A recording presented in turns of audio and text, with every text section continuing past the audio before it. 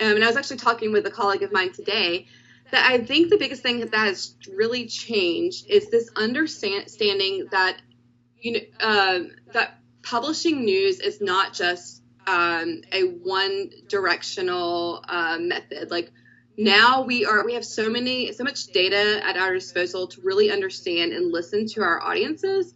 And instead of, our newspapers used to be, when we just had a print product, they had such a, or the people producing the paper believed that newspapers had such a purpose in the communities that they needed to have every single thing in that newspaper. They needed to report on every single meeting. They needed to report on every single event happening.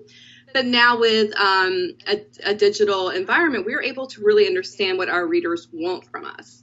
And it's that understanding through data, through talking to our audiences, that we are able to really shape our coverage and shape the purpose that our news organizations should have in our community. And I think this is a work in progress, but newsrooms are starting to realize, like, especially as audience development has gained prominence in newsrooms, they're really understanding the importance of this shift.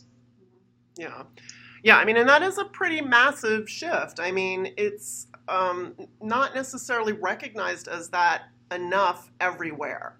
I mean, I think we're getting there, but I think social media was kind of looked at as this sort of extra, almost a frivolous thing for a while, and not really kind of understanding this massive change in the relationship with the audience.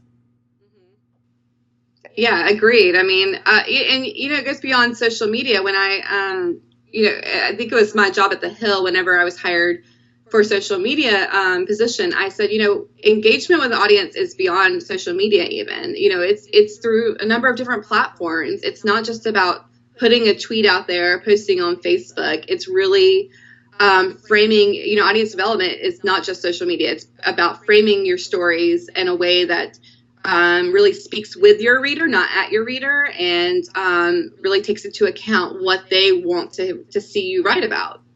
Well, I also hear people, particularly like in ad and PR realms, where some of them still don't get that their message is driven by the platforms and the audiences as opposed to the other way around. Like, I still have conversations with people that are like, well, we make our social media, we make our messaging independent of social media, and then we just use those platforms to spread the message. But we're in an environment now where the platform dictates who the audience is, like what the messaging should be. I mean, just so many elements of it. And a social media strategy can be so sophisticated these days, and it has to be very strategically driven and not sort of haphazardly put together. And I also think people overthink it too. People are like, oh, I've worked in a client-facing role before, and a lot of, and this is very tricky for brands because you have to stay on message. But people are like, think you have to have this buttoned-up approach, but really it's all about just thinking about how do you use each social platform. They're all used differently. You have different use cases for each. Part of product strategy is trying to understand the user story and framing up your strategy based on that story and how you can see different perspectives of users. So your Instagram strategy is different from your Facebook strategy because it's there are different use cases for each platform, and it really just takes the strategist to be able to put yourself in that person's shoes and really translate your message to the reader and speak with your reader, not push things out. Right. I mean, and so much of the strategy around the platform has to do with what you said, like what the audience is on that platform, because Snapchat has a level of humor that needs to be associated with it. A lot of these tools are very visual in nature.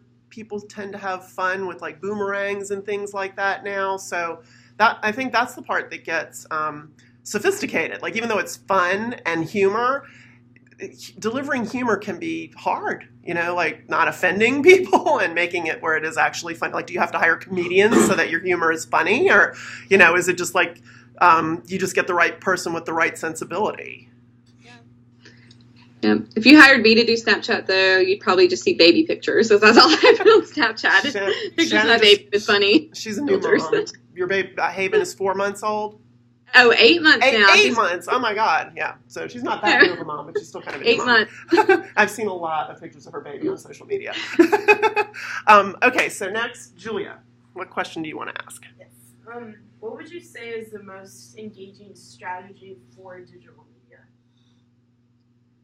The most engaging. So, well, I think I would kind of repeat what I was saying is that it's not just push. You can't just think of social media and digital media as pushing information or content out. You really have to think of it as a two-way engagement platform. So if your strategy is to use social media to gain an audience or to have traffic for your content, then you better be prepared to listen to your audience, whether that's through data, through commenting, through any other kinds of ways that they're engaging with your content in social media. It's really, it really involves your reader from the beginning of your story through the dissemination of it. And then there are a number of different tools that I would recommend anyone who's thinking about a social media strategy that they should pay attention to. And my favorite, and this is way before Facebook bought them, is CrowdTangle. I discovered CrowdTangle when it was still kind of like a hush-hush thing among publishers who thought it was their best secret. And it really was. It was great. You could use CrowdTangle to see who was sharing your content on Facebook or Twitter.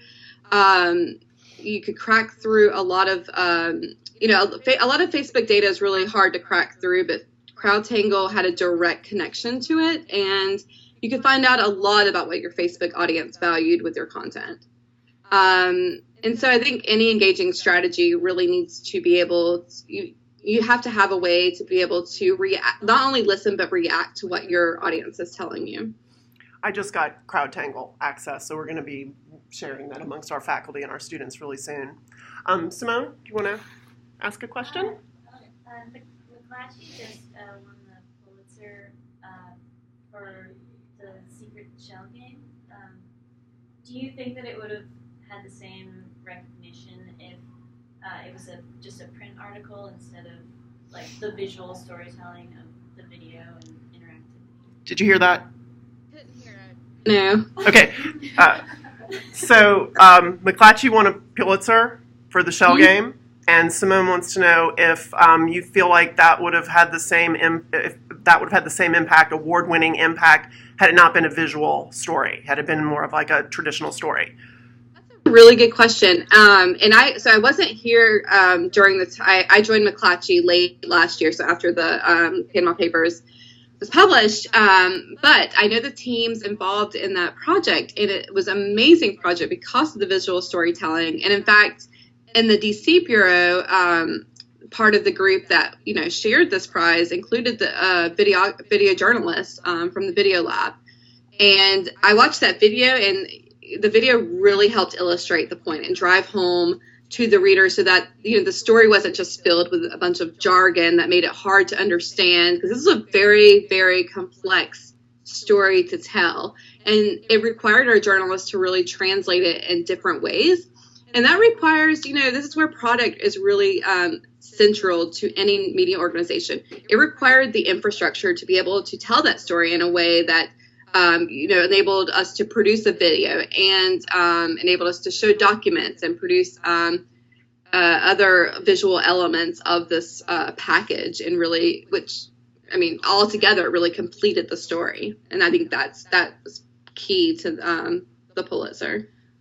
So you don't think, so it's possible that as a traditional print story, it may not have won the Pulitzer? Well, I hesitate to say that, because I think our journalism, the story is, in fact, amazing. It was amazingly written, so it's hard to right. say that. I mean, it's like all cylinders were firing, because I guess other nominations probably had the same level of visual effects, so everything had to rise to the top to win an award of that level. Yeah. Blake, why don't you ask a question? So because of the election that we just went through and how it kind of polarized our society, and kind of fake news is on everybody's radar now, has that changed how you have had to interact with your audience? Well, since I'm not in a newsroom more, like, and currently, I'm paying very close attention to this, to the conversations around fake news and verifying news. But I'm mostly looking at it from a product and audience development perspective, where I'm paying attention to what are the possibilities for our journalists to be able to showcase that we are fact checking. So one thing, Cindy, I'm not sure if you know anybody at the Duke Reporters Lab, but they are actually they're working with Google actually on they've created a widget. It's called Share the Facts, and that enables journalists to use that widget in articles to show that they have like fact checked a claim, and it actually will send a signal to Google News, where Google News can choose to label that that specific article as a fact check piece. So I'm looking constantly at ways that for us to be able to use our products in a way that positions us as a verifiable source, and so that our audiences, especially in local communities, can continue to have faith and trust in our local news organizations as sources of not only just trustworthy journalism, but also that we're fact checking constantly these claims, and we're working together to show that we're rising above fake news. I mean, a lot of our journalists, local news organizations have joined the I think it's the Local Media Association, the Alliance to support real news. It's a hashtag going around, support real news. So we're definitely on board with that. But so yeah, I'm mostly looking at it from a product perspective. But I'm really paying attention to what Facebook is doing. I've been in a couple of conversations with Facebook on their efforts too. Okay, Renee. Back here. Speak up too. Do you feel like your experience at the student-run newspaper showed you a realistic snapshot of the real world of journalism? My experience at the student newspaper gave me a snapshot of the real world. Is that the question? Yeah, student newspaper experience, student media, yeah. Well, that's a really good question. So this is I spent all of my undergraduate years at my student newspaper, and at that time, the student media was very print focused, and it's funny because I'm actually kind of mentoring and volunteering with that same student newspaper on teaching them digital first techniques and helping them think through. The Daily Tar Heel actually created a in-house creative agency. So I've been talking through some strategies for their agency as they think through different business models, because local media or student media, they're not immune to the same challenges as local and national news organizations. So I think as far as it has prepared me for the real world, I always think back to my time at the Daily Tar Heel and think and just kind of use that to really illustrate the shift that I, as a journalist, audience development strategist, business development strategist, has really had to think about in current situations. And I think though that student media really kind of helps pull out your passion. Because so many people that I know that work in journalism, they started out in either high school or college newspapers. And so even with all the changes and the shifts, it puts you on this path for the career that you want to have for the future. And there has to be something about it that spans over time, that even though things are very different now, I'm assuming that there are some things about the core of journalism that still appeal to you. Yes. Yeah, that is very true. And I still tell college students today, especially because I talked to a number of people at UNC who are undergrad journalism students. I was just having coffee with one the other day, and she was like, I want to get more experience. And I was asking her, are you going to join the Daily Tar Heel? And she said, I thought about it, but I want to be able to write, creatively what I want to write. I'm like, that's the perfect platform. You should use student news organizations as really a ground, to build your foundation really of, exploring what you want to do in your career.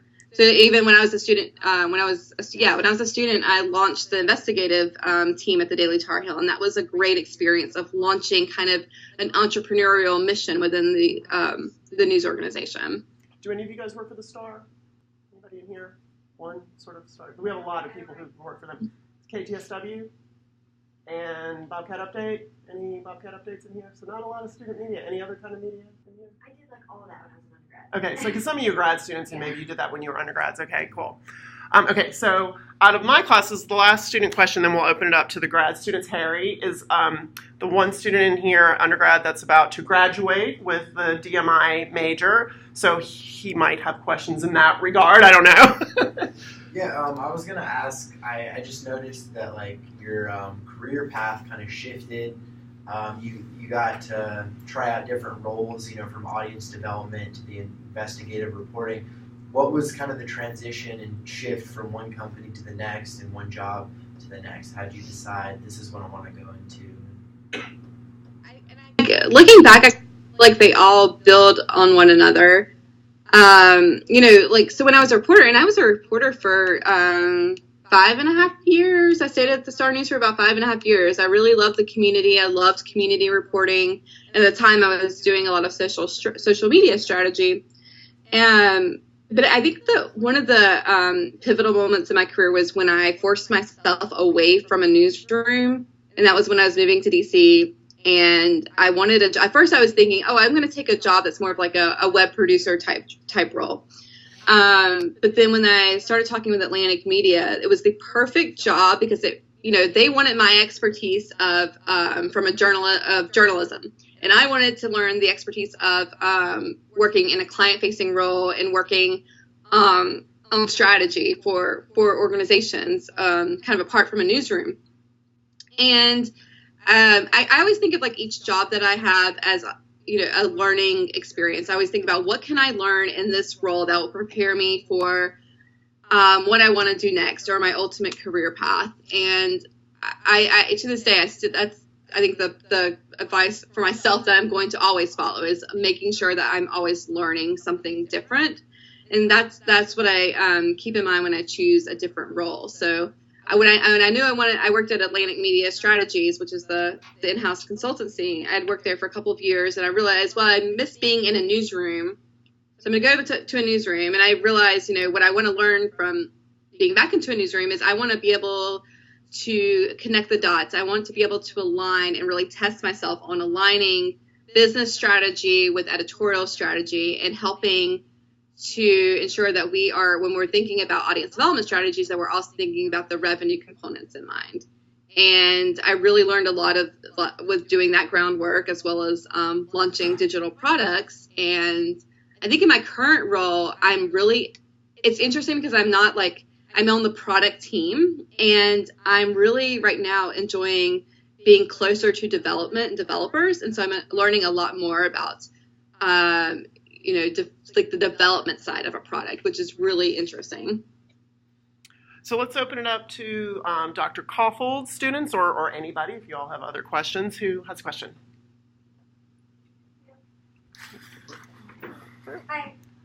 So as someone who's trying to get a job in audience engagement strategies and development strategies, what are some kind of tips that you would say for resume, like words that you would be looking for to hire someone and particular skills that we should highlight? Oh, that's a great question. And I feel like this could go for almost any job right now is if you can tell me why a certain approach works and, why your audience, or tell me a certain approach that would work and be able to connect that back to a business goal, then that's gold. You're really valuable to an organization. And really what I mean by that is if you could understand analytics. I think that's really needed right now for especially a social media position or audience engagement position. You have to be able to really understand, what kind of stories are working for our audience. And so learning data analysis and just even a platform like Google Analytics or Omniture, I'll always want to see that on a resume. And understanding the role of social media, not just from a tactical perspective, but also from a theoretical perspective of understanding, the role that social media plays and the role that platforms play in reaching our audience. That's really important because it's not just about, I'm going to push out content on this platform. In this kind of role, you really have to understand, when is it right to move forward with everything on instant articles, or when is it right to hold back? What makes the most sense for a media organization from even a revenue perspective. And so I would also look for people who don't shy away from, maybe you've always worked on an editorial side of an organization. I would want to see people who don't shy away from understanding the business side or revenue side. I think this is one thing I've always tried to stress in my later career is that, a long time ago, or maybe currently still at some news organizations, editorial is completely separate from revenue, and these departments never talked. And that's one of the reasons why a lot of our media organizations are in the situation that they're in. It's because we never really tried to understand the other side. And so audience development has really moved, and even product development, as a central force between all of these different departments to try to align our strategies and make sure that when we're producing, say, the newsroom wanted to move forward on Facebook instant articles. Well, if they did that, it didn't make sense for our revenue strategy, then we're not doing our organization or our audience any good. So trying to understand, I would look for an understanding that, you're not just in the newsroom and thinking that the newsroom is the only business function, that you understand how the newsroom relates to revenue goals, or how revenue goals can impact the newsroom, and how to align each. And it's often hard to explain that kind of thing on a resume. So the more you can explain that you understand the business functions and goals and how to accomplish goals through analysis of data and acting on data is really important.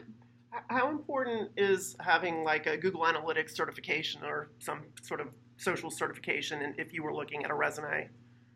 If I was looking at a resume, that would stand out. I mean, it would because Google Analytics, something like Google Analytics and Omniture, they can be very tricky. Google Analytics is a little bit more user friendly than Omniture, but so that would tell me that you've spent some time understanding Google Analytics, but I wouldn't rule it out if you didn't have a certification, so to speak. Yeah, I mean, I'm doing those certifications now, and the Google Analytics is simple at first, but it can get sort of complex when you start doing the goals and conversions and things like that, and really kind of understanding what your goals are when you do it. Yeah. How many of you would like a job in social media or audience engagement? There's a lot of hands up in here if you can't see them. So, okay. So hopefully you took notes just then, got some good advice. Next question. Okay, go ahead. So during your graduate program, what types of opportunities and experiences did you seek out to really get the most out of your master's degree? Good question. That's an interesting question. So, and I'll kind of briefly explain my master's degree. It was a master's in media entrepreneurship. So when I was still a reporter, I was trying to decide, do I want to go get an MBA? Because I knew I wanted to learn the business side of media. But this program that American University created really combines courses from American University's MBA program with seminars on media and technology. I mean, we even had one class that was all about, it was really about what I currently do now, product strategy. We went through Scrum and design thinking exercises. And I was working, I was also working full-time because my master's degree was part-time. So I had a lot of experience on the ground working with Atlantic Media Strategies. But I would definitely seek out, a lot of our classes were kind of seminar based, so we had speakers in each class, and each time a speaker would come in, I would always get their contact information and follow up with emails just to ask them additional questions about their roles and experiences leading media organizations. We had a lot of entrepreneurs who led media organizations. So I'm not sure if your grad school program is full-time or part-time, but I mean, for me, it worked out because my program was part-time and allowed me to work full-time to gain kind of experience as I was working. So how many of you in here have reached out to one of the speakers we've had this semester after it was over? Okay, that's not enough. 2 hands is not enough. We have had like 7 people this semester for you all to use the advice that she just gave you. It's not too late. Go back, find them. I know a lot of you have been like tweeting, and maybe you've gotten some responses back from them because you've included their name in a tweet. But you really, like, it helps, right? I mean, it really helps to make that contact, and that's why we do this, so that you can meet people, you know, either face-to-face or virtually like this. Because otherwise, we could just show you a TED Talk, right? We want you to connect with people. Okay, next question. Professors, too. Stay in touch with Cindy and other professors. One of my professors from my grad school program, Cindy, I'm not sure if you know Matt Thompson. He's now with The Atlantic. He used to be with NPR. Yes, definitely. He taught our media technology course, and he ended up working again at The Atlantic, and I ended up working with him on some projects, and we still keep in touch. So professors know people. They can help. They want to help. Next question. I know there are questions. I could ask one. Shannan, you hinted at this earlier, but we talked last year to Jamie Stockwell at the Express News. Jim Maroney has talked about this at the Morning News. They buy other properties that can profit from content in the Morning News that ends up benefiting both. He's kind of subsidizing news. You not only do analytics, but offer analytics as a service that people can pay for from McClatchy. So is it, I mean, I know it's important, but how creative are the folks at McClatchy being about revenue from any source, like, revenue agnostic? And I'm a big fan of McClatchy's journalism. My wife worked for Knight Ridder, which was bought by McClatchy for years, and it clearly has not affected the independence of their journalism.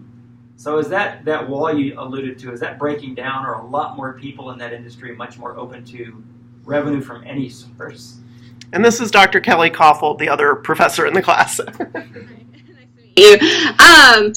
I'll speak, but maybe in terms like not McClatchy specific, just because I don't want to, speak out of turn or speak for other people in my company. Even better. But I do believe, and I may answer your question a little wrong. I may take a different turn here. So I'll speak maybe about Atlantic Media, for instance, whenever they created this in-house consultancy.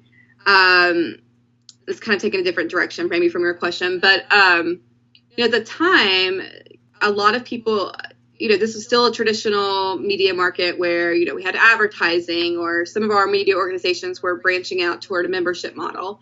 But people were noticing what The Atlantic was doing digitally and with social media. And so people started coming to David Bradley, the owner of Atlantic Media, asking, well, can you tell us what you did, show us what you did? And that was how this in-house consultancy was launched. Yes, let's sell this as a service, tell people how we did this. And that's actually what my old college newspaper, the Daily Tar Heel, is trying to do with the creative studio. And I've been coaching them on trying to find something that differentiates them to help them find their footing in the market. And with McClatchy in particular, this is kind of separate from revenue, but we're exploring all kinds of ways to provide better services for our audiences, and that's taking advantage. I was actually in a Slack group the other day, and the question was, we have all this data about our subscribers. What do we do with it? How are we using it? And I think I could spend all day talking about this, but there's a huge potential right now for news organizations to really to take all of these different, disparate data sets and figure out a way to tie them together and then act on them. So one of the basic things I was telling someone the other day is, well, for instance, who your subscribers are, what emails they open. Find the people who just aren't engaged right now. They're paying for your service, and, use some marketing techniques and find out what would make you more engaged? Or would you rather pay for this rather than that? Or, can I send you a list of newsletters that you're subscribed to but haven't opened in a while? Do you still want them? I think there's a lot of potential for being creative right now. In short, I hope that answered somehow. Yeah, definitely. A related question, audience data is not new in journalism. The New York Times has known they've had wealthier readers for 30 years. You can tell by the ads in the New York Times, which I always look and I'm like, I should not be reading this newspaper. I do not belong with these marketers.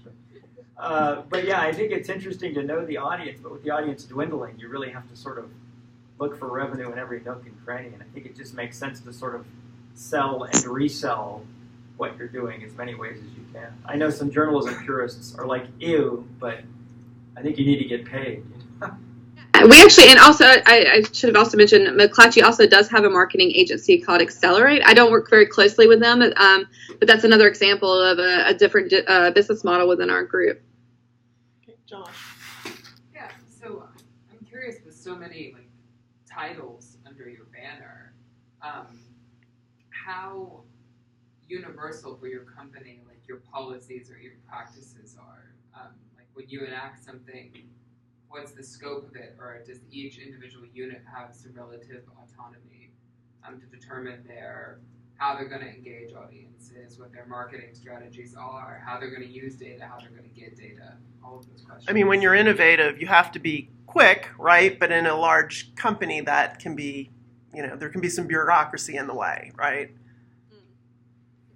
Yeah, could you? Sorry, Sydney, I was having trouble hearing him. Could you sum it up? So he was talking about, when you want to enact a strategy across an organization as vast as the Atlantic or in other places that you've worked, even at McClatchy, how is that decision making happening? And then, I sort of added this part about we're trying to be innovative here, and sometimes the innovation gets very slow in a bureaucratic type environment. So what's the process like for implementing new marketing strategies and ideas? Did that cover it? Okay.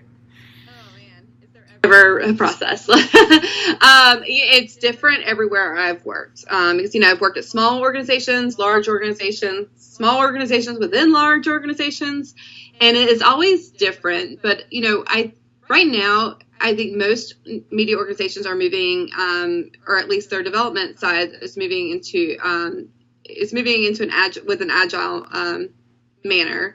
Which means, we're building incrementally. We're releasing things quickly and then building on them. And that's kind of a new speed for some media organizations. And I always try to tell people when you get an update to, you get Instagram and then you get a notification to update Instagram or a notification that, your app's being updated with a new fix for a bug or a fix or some kind of new feature. That new feature didn't just happen. Sometimes that feature is building on the foundation of something that made that feature possible. And so there's a lot of behind the scenes work that is really hard to, it's often hard to explain when you're working in the weeds of it every single day. So what I personally do, as a product strategist, is I'm currently planning out how certain pieces of our website should work, or how certain products should function. And I work with a lot of different stakeholders who have say, and yes, that's what I agree with, or I don't agree with that, or then I work with our development team who offers their expertise from a technical side, and then they're the ones that run with it and actually create and develop the product that I'm strategizing around. And then I go back and say, well, yes, this is working the way I want it to, or, well, now that we have this in place, let's build off of that and create this other shiny thing. So the process is actually, even though it's different from organization to organization, it's also different from product to product. And I can tell you this, though, it really helps when you work for an organization that really cares about digital strategy. And when you hear a CEO, we have a CEO, McClatchy, who comes from a digital background, and he really cares about making sure that we are moving fast and on digital and offering what our audiences really expect to receive from us. And it's really great when it's top down like that. Reagan, you had your hand up halfway a minute ago. Did you have a question? Yeah, it was, why did you wait to get your master's after, or instead of just doing it right after you graduated your program? Why did I wait a few years to get my master's? So when I was still an undergrad, I knew like I wanted to get a master's degree, but I wasn't sure what. Didn't really understand like, what would I do with a master's in journalism. I actually thought maybe one of my career paths, and maybe eventually, was that I'd be a professor. I thought that that's something I would enjoy, and maybe I'm still thinking about it, but so I knew I wanted to get a master's degree, but I just didn't know what. And so it took me a little while to really think about what I wanted a master's degree in. When I started thinking about a business degree, I was starting to study for the GMAT and study for, but I ended up taking the GRE.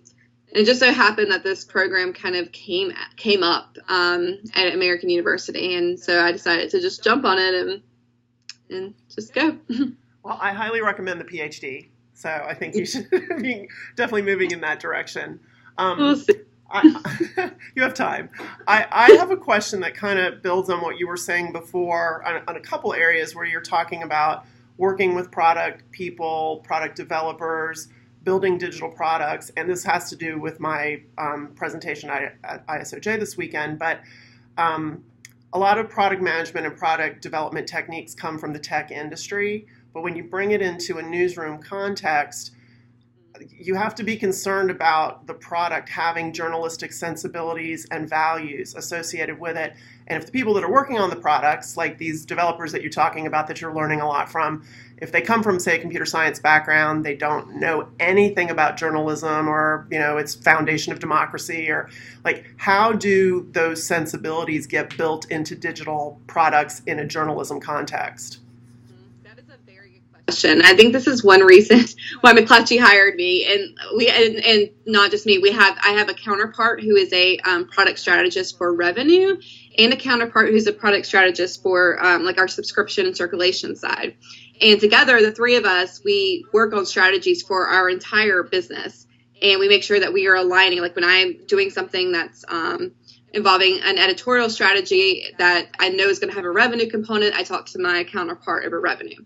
But part of our job is also, I tell people, I think I speak a lot of language, even though I don't really speak a foreign language very well. I speak a lot of different internal business languages. I have to speak our tech language, our business development language, our advertising language, editorial language. And then part of my job is often just translating what all of our different departments are saying so that I can explain to newsrooms, here's why this bug happened with this product, and here's what our developers are doing right now to fix it. And I can explain to our developers, well, that might seem like a small bug to you, but really to our newsrooms, this is impacting their website traffic or their production of content. And so I have to wear a lot, and I think any product manager has to wear a lot of different hats and be able to quickly understand perspective. And that's also kind of why I think my experience previously in audience development aligns perfectly. I mean, audience development really is product strategy now, because I have to be able to also not only translate what's going on between our different business units, but also be the advocate for the reader. I really always just see myself as an advocate for our audience. And that's kind of the rules that I use when trying to stress to our developers or to our newsroom why we need to focus on a particular area. Well, you'll hear more about that at ISOJ, because that, like I said, I'm presenting that. But I had written that article more than a year ago called "Product Management is the New Journalism," that prediction, right?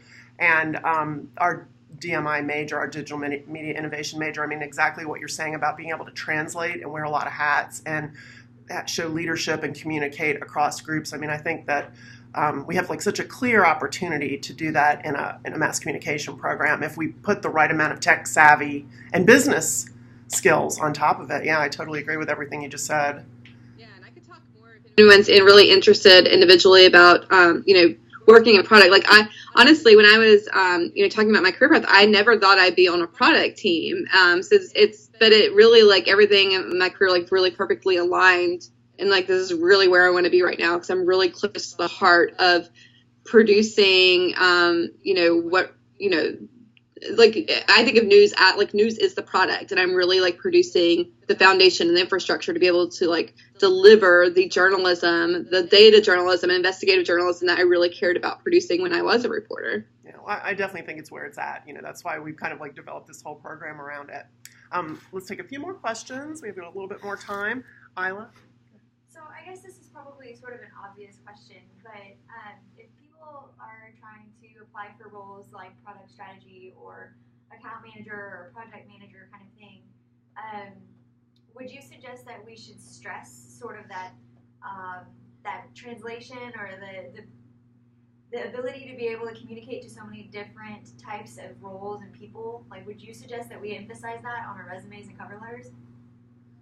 Yeah, it's a good interview point, really, but I would say it's always helpful when you can demonstrate that you have a level of like good strategic background, like especially related to digital media, whether that's through producing content online to, I don't know if you have any like development or design chops, like understanding agile. Like if you've worked in an agile environment, you could put that on your resume. That's really handy because that really explains how you've worked with teams of different people.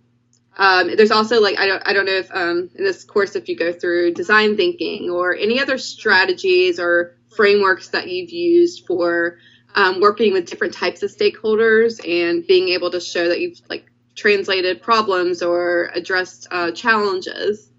But that would be really great to point out on a resume. One more over here. Julia, go ahead. How did you expose yourself to those, do you call them interbusiness languages? Like, how did you teach yourself that? Was it just through experience?